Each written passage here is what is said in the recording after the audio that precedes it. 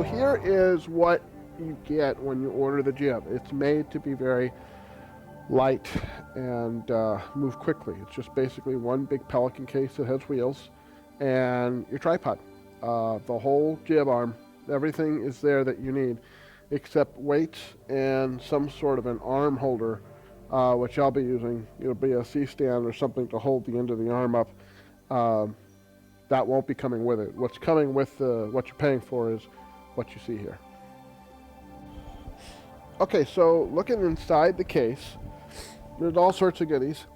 Data cable is right here, and extenders, rods, stuff like that. It's best just that we go through it as we put the jib together. So let's go ahead and get started on that.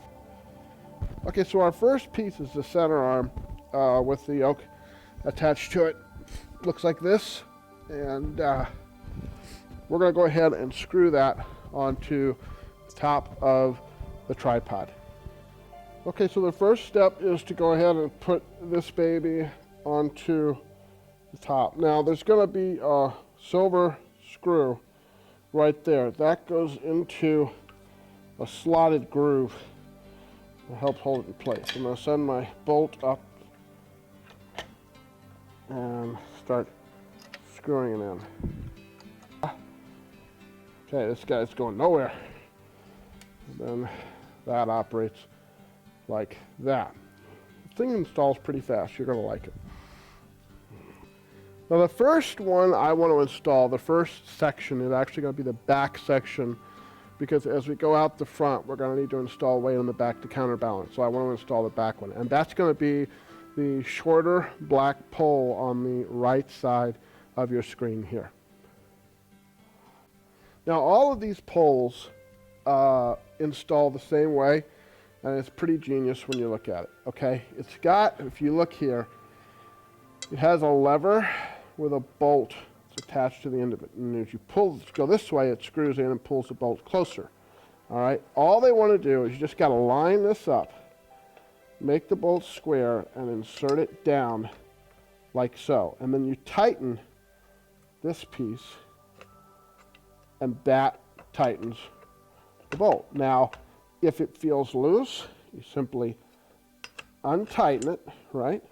Pull it back out and give the bolt a turn to make it a little tighter. And try that. I don't want to see this go all the way around. I'd like to see it get stuck right there. It's perfect. See how it's right in the middle? And then I put it over. Sometimes I will use a hammer and I'll tap it to really tighten it.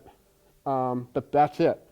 That is how you're going to put on every single section of this thing. So that's important to remember, but that's how it's done, okay? So the next part is to put our 3 arm extensions onto the end of the jib arm.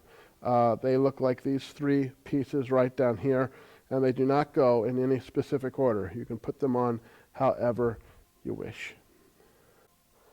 Okay, so we're putting all 3 on here. Like I said in the back, this works the exact same way as the rear does, all right? And what I mean by that is that we've got this piece here with the bolt, right? And all we're going to do is tip it in, slide the bolt into the groove, bring it down, like so. Okay, so this is the first glimpse you're getting of the whole jib arm. Starts here, goes all the way back. So this is the fulcrum point. So as you can see, it's a fairly good reach here, and it going together really fast. So the next step, as you can see, I put a C-stand in. Of course, this does not come with the package. I put a C-stand to hold the arm in place while I finish putting the rest of it together. Next, I want to go ahead and put the head on, and then once I've got the head in place, I'm going to go at just a pivot point for the head. And then I'm going to go back and we'll continue working on the rear section and start to balance it out so there's not a lot of stress on the arm while we're putting it together. Okay, so this is what the head looks like.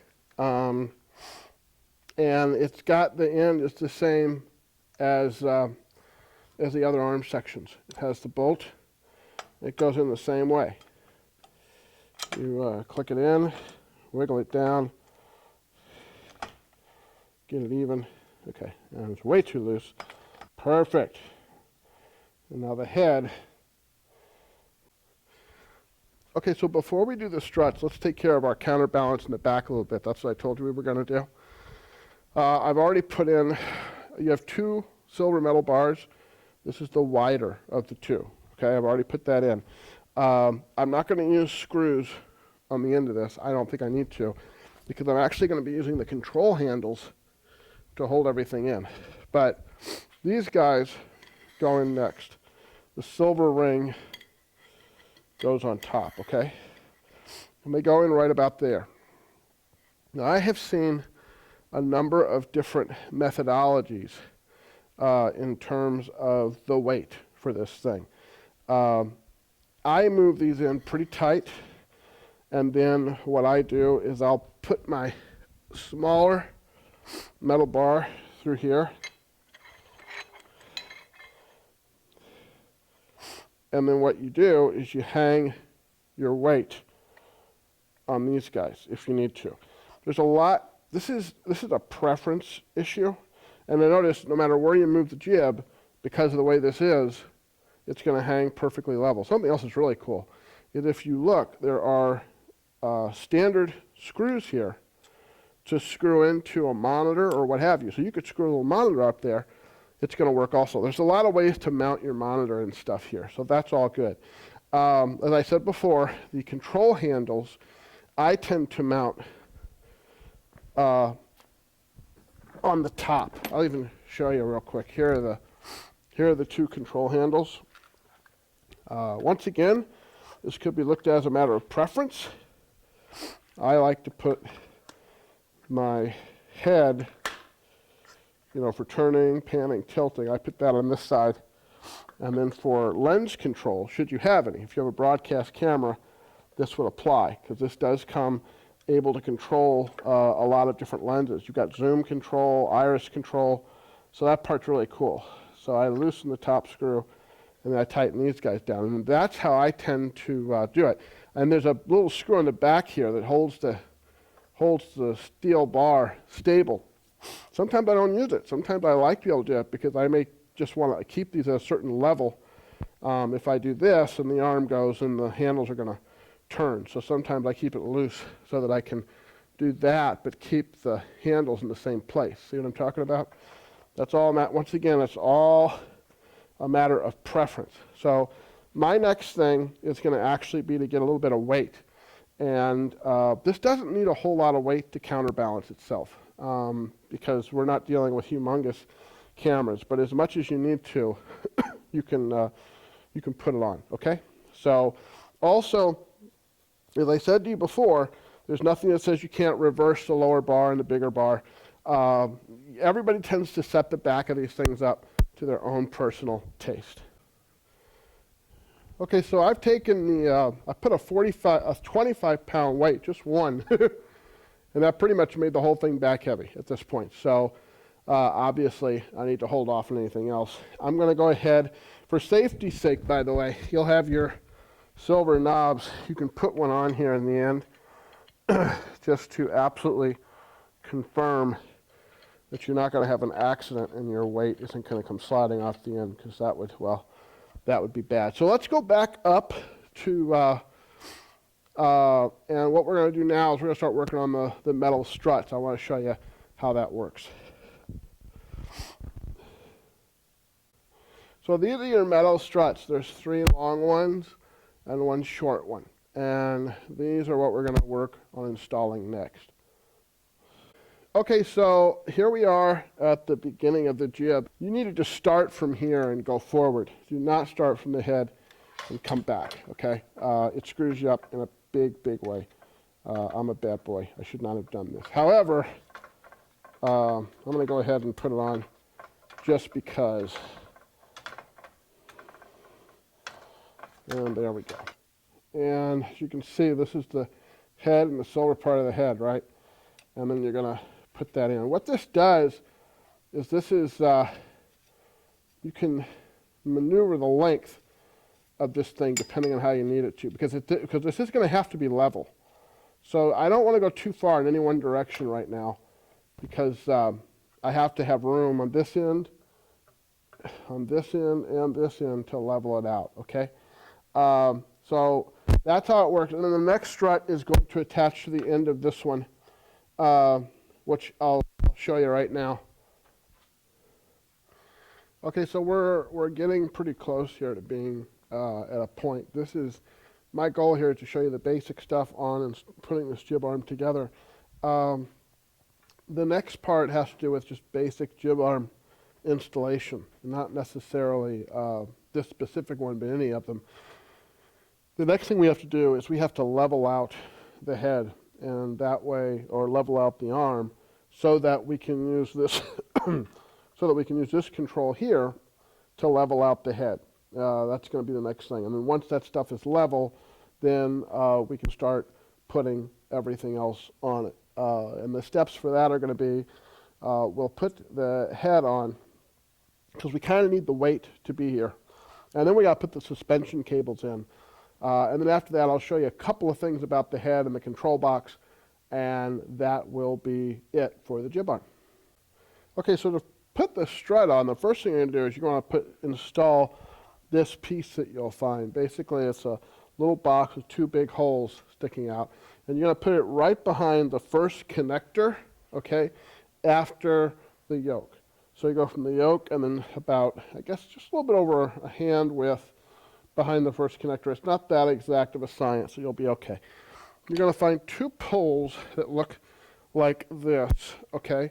And basically, they just, one end has some ends to it and a slot, and then the other end is just straight. Put the straight end into each side, like so, after you've tightened it down using the screws. Now, the screws are not marked. You'll just kind of have, there's not that many of them, so you have to do a little bit of experimentation, but you should be okay. Now, the next part is the actual suspension cable itself. There are two of them. Take the suspension cable, and it looks like this, okay? Find the yellow end, put it like this, okay?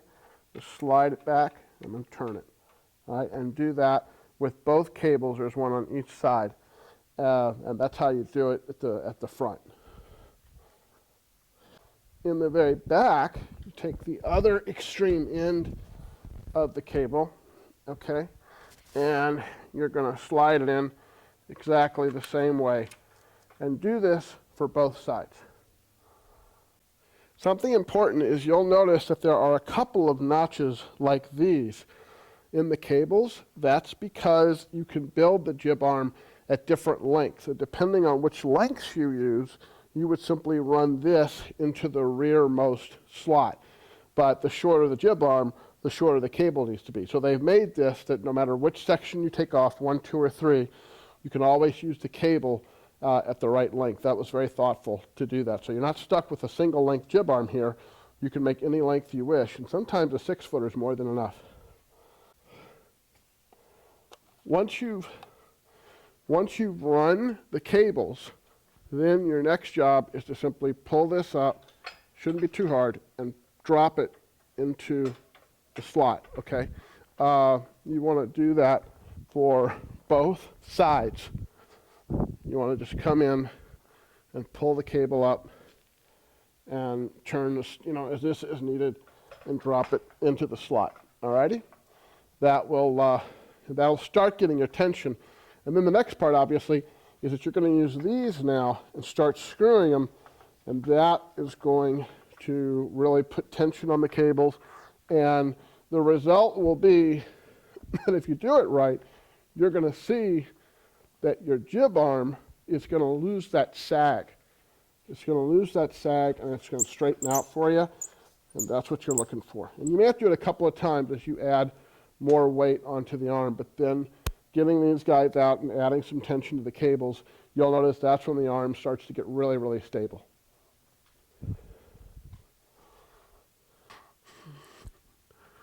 Okay, so the next step for us is to go ahead and finish out putting the head on. Okay, now as you see the strut cables, we've already done that. That's taken care of. However, an interesting point here, got to loosen this up, is I don't want these too tight at this point. We're going to be adding a lot more weight. So we'll want to tweak the struts and the cables out once we're done with just about everything. That's really the final time to do that. Right now they're here just to keep things from getting out of control. Before I can put the head on, I have to make sure that everything is level. That's really important. So you get a little leveler like this and just plop it on. And as it turns out, I got really lucky here. Perfect. Put it right there. Yep, that's perfect. Once it's leveled on the arm, the next step is going to be we got to level the head. And as you know, that's this guy right here. Well, that is done here. As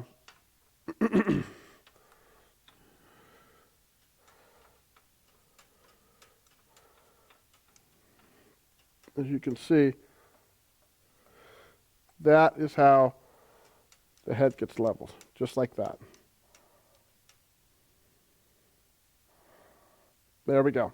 Okay, and then you take this nut and you tighten it. Now, it's still not exactly right because I'm going to need the weight of the head to really pull everything taut, but I'm just kind of giving you a basic idea of how this gets done. So level the arm, level the head, and this is really standard jib arm stuff. And then we're going to put on the actual head itself. So let's get to that part. Okay, so this is our head. And it's going to go in. You can see right here, there's some ports. That needs to face back towards the arm. And then you just want to line it up inside here with the holes. Okay, and then there's 4 of these little screws. And this is what you're going to be using to secure it. By the way, one important thing about the head is you're going to notice that there's a bunch of screws that come with this. There's a shorter one and a longer one, like that, see? Make sure that you use the shorter screw for the head, okay? You'll know if you did it because it won't fit very well, so there's not a lot to worry about, but just make sure that you don't use the longer ones, use the shorter ones. One of the cool things about this particular jib is it has a lot of different connectors. This jib works great with a Red Epic. Works good with a lot of different cameras. And yes, you can put a Red Epic on here. We have used most of these connectors, not all of them, but to be perfectly honest, I mean, all you're talking about is a connection with a cable going to the other end. So if you were to have any problems, you could very easily just undo the connector here and check wiring. That's what I like about it. It'd be very easy to repair. The connections that we have used, video 1 and video 2, they work just fine. And also we did hook up some lens controls at one time. So all of this stuff is pretty self-explanatory. There's also even AC power out here in case you need to power something really weird. But they did a great job of giving you top-of-the-line connectors here so that you don't have to worry about running separate cables if you don't want to. To engage the motor is pretty simple. You've got screws like this on both sides. All you got to do is lower them or loosen them, and the motor is going to slide right down and engage. And that's how that works. And then you just screw them right back, and you're done. That's how you engage the motor. The same thing happens up at the top, but you're just going to slide it in instead of lowering it down. So that's how the motors will get engaged. Okay, hooking up the data cable is a pretty simple process, which is this baby right there. The only real trick you have to keep in mind with it is just making sure that you hook it up correctly. So if you take a look at it and kind of see the shape of the holes, that should help you. But mainly, it's pretty much the same across the board, so you shouldn't have too much trouble. All you do is you kind of put it in here until you get a feel, and then turn it and lock it. You're also going to notice this little mini cable. This is for this motor here. So what you do is just plug it in. Also, loosen these 4 things up here and slide this in till the motor engages, and then tighten all these up while we're at it. That'll have the motor good and ready to go. Okay, so next up is to hook up the control cable. You'll see I've already gotten started. Basically, it's the control box, excuse me, with one of these. There's 2 of them actually, one for front and back, and then of course 4 of the longer screws. Pretty simple to do, you know. I'm putting this in between the strut holder and the first connector. It's a little tight back in here, but I have to be close enough so that this yellow, excuse me, controller can go where it needs to go, which is going to be right there. So that's your limitation. You can slide it anywhere you want, up and back. Just make sure that it's in a position for this cable to reach, okay? The next step is going to be to run the umbilical all the way back and hook it up, which is how come I've stepped out of shot for a second. I've gone to the other end of the jib to grab the umbilical. And here we go. Owie. So here's the umbilical for the jib. I'm going to run it to this side. And once again, you'll feel it when it locks in. There you go.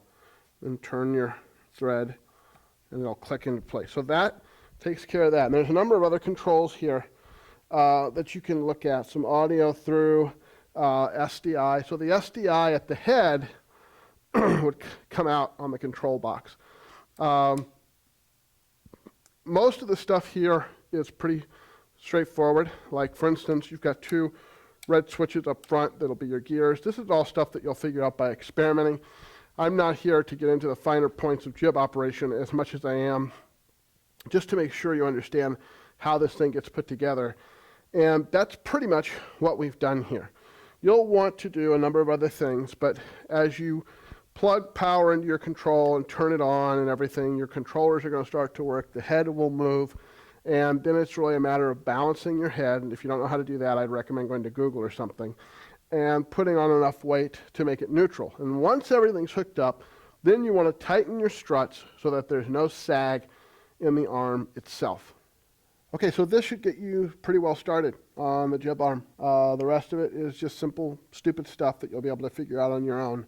But as far as putting the jib together, you've gotten enough of an idea so that you know where all the parts are and what needs to happen. If you have any questions, feel free to email me. I may not know all the answers, but I'd be happy to help out where I can. You'll have pricing and everything probably online or written below. We're going to let this thing go for more than half or less than half of what we bought it for, just so we can move on to other stuff. But I hope you enjoy it. It's good, solid jib. Take care.